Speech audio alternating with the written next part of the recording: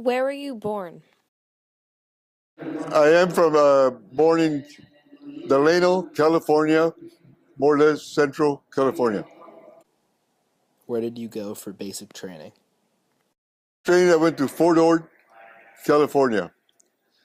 There I took infantry training, and that's I believe it was 12 weeks or 14 weeks of basic training.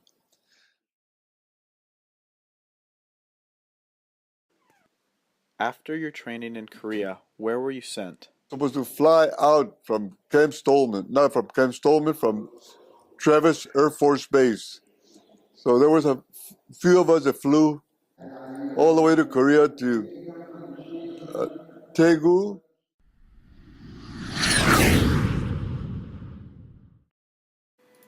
How did you become an Army medic? An Army surgeon, a doctor, came out and talked to the group that he needed 10 volunteers for medics to become medics. And there were a few that stepped forward, and my friend was one of them that stepped forward, and I stayed back. And he looked back, said, "Come on, Ramirez, step forward." We had taken basic together. So I stepped forward, and so at that time, I became a combat medic. Originally an infantryman, what was your training as a combat medic? Well, they took us to the A station, and then we met the doctor at the A station. That's where they received all the wounded coming off the hill. So we met the doctor, the assistant doctor, the sergeants that were there. Then they showed us what we were going to carry, what an aid kit looked like. He had showed us what a bandage looked like, how many bandages they had. There's small ones and big ones. And then they showed us little boxes of morphine, how many were in there. I don't recall how many little vials of morphine he had in it. And they gave us a little brief. You cannot do nothing on the hill while you're fighting, because at the same time they're shooting at you, and you're trying to cover yourself and the patient or the wounded fellow that's there. So that was all our medical training that I had. How many men were there per company that you had to look after? I went to Easy Company's 2nd Rifle Platoon. So that was consistent, at full strength, is about 40 men. The sergeant, the assistant sergeant, and then you got your squad leaders, each squad. So my 2nd platoon, it's supposed to take care of it. Whatever happened, I had to go with them. What was your biggest fear during the war? On my mind, as I was going up, I said to myself, God, I don't ever want to go home with a leg missing or an arm. I hope I die here or whatever it is. I don't want to go home. You fought in the Battle of Heartbreak Ridge. Could you describe it?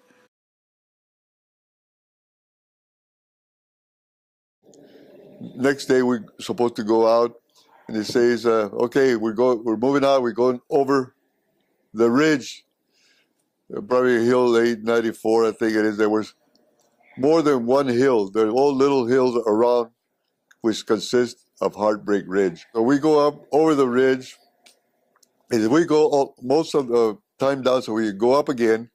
So they pin us down below, and everybody starts going back again over the ridge again.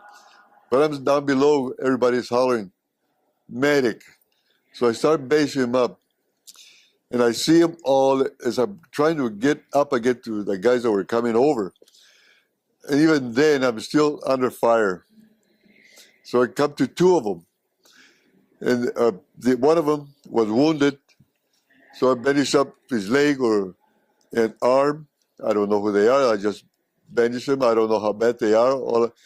Because I cannot examine them. All I do is cut their pants, the leg pants, the shirt, wherever the wound is, put a bandage, and gave him a shot of morphine. And at the same time, the one that was beside him got hit too. He got hit in the neck, and he hollered, "I'm hit!" So as he's up there, I bandaged him up, hit his neck, and bandaged it. Well, just wait here, take care of a couple of more wounded. Was I myself go over the ridge? I told him, just wait here.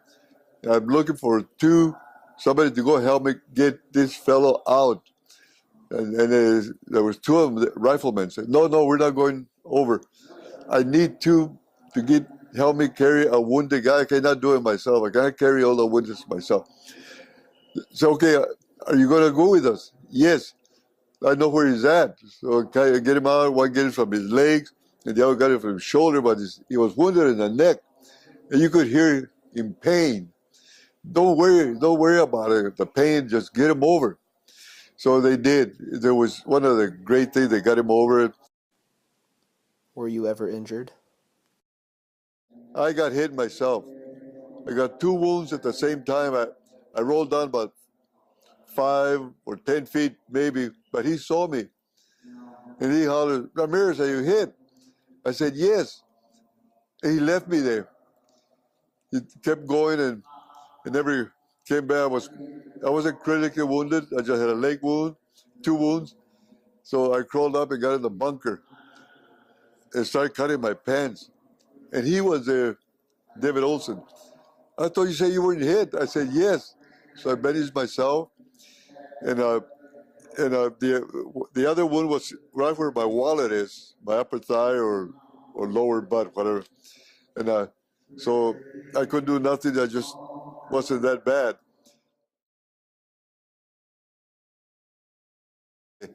They say, Ramirez, you're going back to your unit, the medical aid station. But how about my leg? I'm still limping. Well, don't worry about it. Just tell him to give it light duty. Okay, so I go to my aid station to get light duty. So I report to the aid station. They take me back. And, the following day, they say, Ramirez, you're going up the hill again. Ramirez with his leg injury and the younger medic advance up the hill. Being young, I guess, and just being young. I took the other medic with me, a new one, and they told me, so I just go up and take him, sign him to a platoon, and you become company medic. So what's the difference? A company medic and the medic is just a medic up there. So you go, I take him up. He tried to take his backpack with everything, writing paper and whatever he wanted to take. I said, don't take nothing but your aid kit. No, but he wanted to take all the writing paper, I don't know what he thought, his backpack. And then we got up to that little hill, started motors coming down, say, get for cover, get jump in a hole. So he does, he got stuck. And I told you I got mad at him. Told you not to bring nothing with you but your aid kit and a weapon if you have it. But anyway, he got in. So then after the motor, we took care of some wounds and then we went up again. What is something that stands out to your mind to this day? One of the things that I remember a lot, the ones that laid there, my platoon leader would holler, okay, let's get the wounded out, we're moving out. Now, I heard him say it, we're moving out, get the wounded out. Are they all out? Somebody would holler, yes, we got them all out.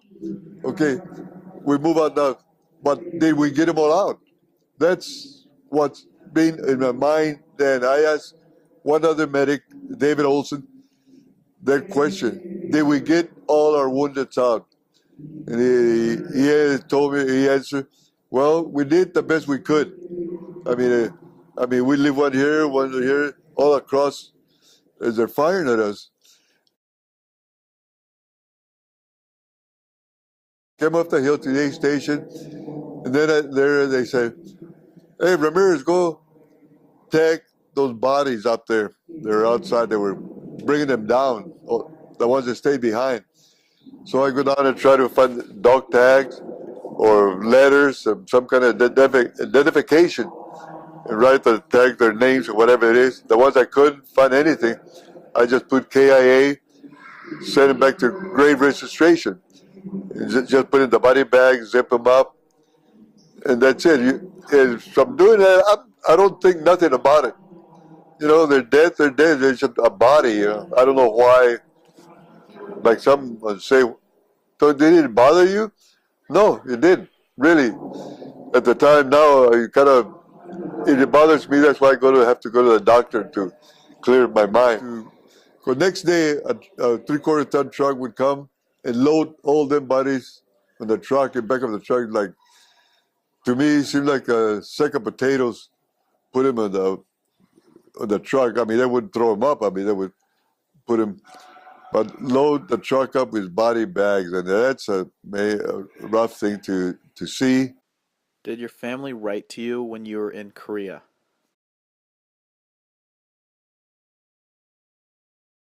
I did not get any mail from home, from my mom or nobody. Not even after I was wounded. I said, write to me. I was in the hospital when I was wounded. It had been about a month. I hasn't received a letter from my mom. The thing is, I never received a letter from my mom that quick. When she used to write to me and put 3-cent stamps. I mean, regular stamps. Instead of putting overseas mail, stamps, you used to buy stamps for overseas. And that would go quick right away and get to you. And my mom would receive my letters right to me. I wonder what she thought about it. What was the most difficult thing you had to do in Korea? The most difficult thing was seeing my friends, taking care of my friends, held them in my arm, and they would die in my arm. They would die. And I know a couple of them that would die with their eyes open. You know, as I think about it, now what were they? Were they trying to say something as I'm leaning over them? Were they trying to say something to me or where they were dying? And then they would go limp. They just let go. And I know they're dead, so I have to go to the next one. That was the most difficult thing to remember. I was no doctor. How do I know they were dead? Maybe just passed out or whatever it is. I mean, and I hope whenever we moved out, they got those bodies out. Were you rewarded any medals or commemorants for your service? Like I say, why? Why did I get decorated twice? You know, nationally, I got the Purple Heart, the Bronze Star with a V, and the Silver Star.